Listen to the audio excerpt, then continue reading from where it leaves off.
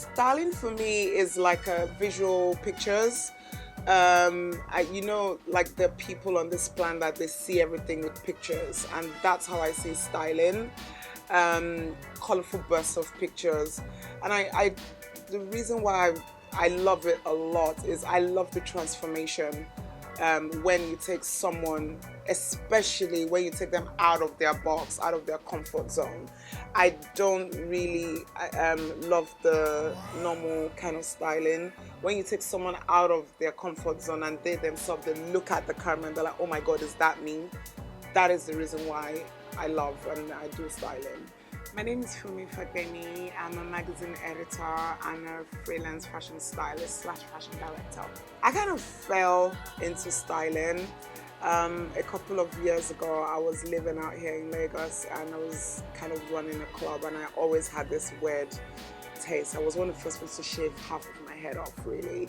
And I kind of went back to London and I bumped into this guy who said, look, I have this shoot, would you style it? And and I did it, and that's how I kind of fell into it.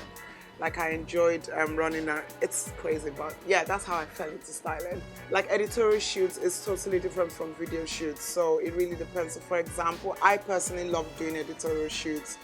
So depending on the theme, I get it from everywhere, from buildings to dirt on the road, the gutters to posh restaurant colors.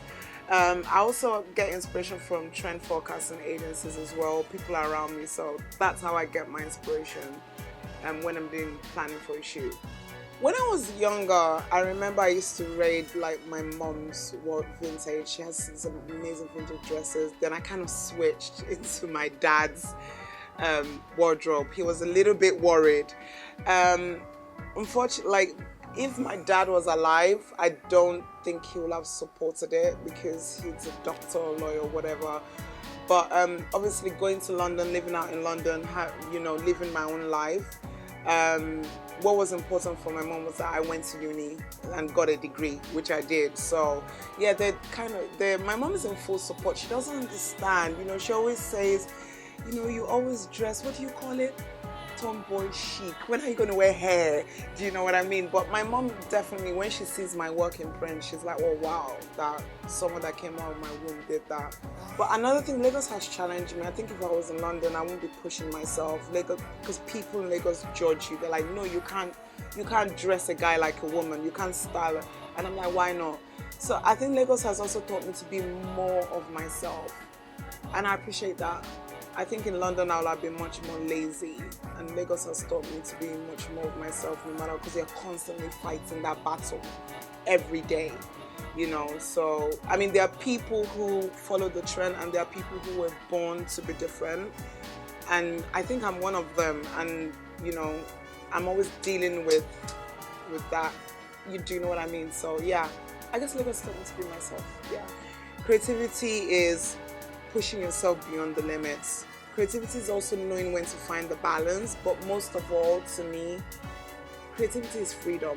And creativity gives you that freedom to do what you want and say what you want and fight for what you believe in.